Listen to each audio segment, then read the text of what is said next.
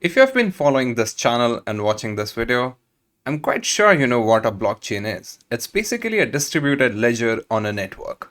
But how do you connect to that distributed ledger in the network and start participating? Well, for that you would need something called a node. Now what is a node? In this video, we're just going to see that.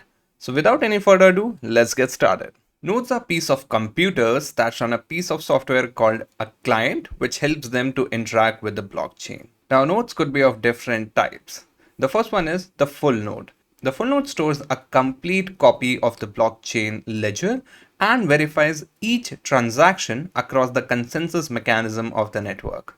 They contribute significantly to the security of the network. Another type of the nodes are light node. So light node keep a very small portion of the blockchain ledger, allowing them to operate with less storage and computational power, and they rely on the full nodes for more detailed information. Final category of nodes is the validator nodes. These nodes are responsible to validate transactions and create new blocks. Now there are other categories of nodes that you would find on the internet as well. But eventually, those are categorized either into validator, full node, or light nodes. For an example, the miner nodes and the staking nodes could be considered as validator nodes as they eventually validate the transactions and create new blocks. So that was about what are nodes, what are the different types of nodes. Now let's see what are the different responsibilities or what are the different functions that nodes play in the blockchain network. The functions or roles of nodes in a blockchain network can be categorized into four major things. The first one is validation. So nodes are responsible to validate the transactions and blocks to make sure that they adhere to the network's rules. This includes checking the integrity of the information and confirming that the transactions are not fraudulent. The second major role that the nodes play in a network is consensus participation, which is a process to agree on the validity of a transaction and the state of the blockchain. The third major role is storage. So nodes like full nodes store the entire copy of the blockchain, which ensures transparency and redundancy in the network.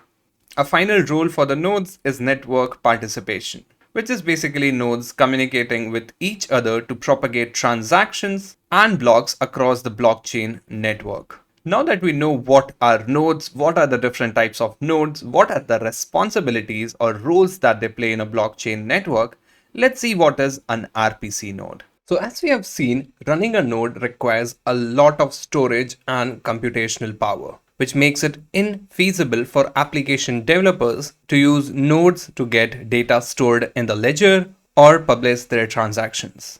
That's where the system of RPC nodes or remote procedural call nodes come in. Simply put, you use remote procedural calls to execute functions of the node which are run by a different provider. For an example, instead of running your own node to make a simple get balance function call, you use a RPC node provider and make the call via RPC.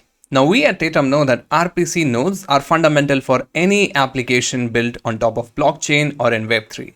That's why we give you unlimited number of RPC calls in our open source plan. Link to create an account will be in the descriptions.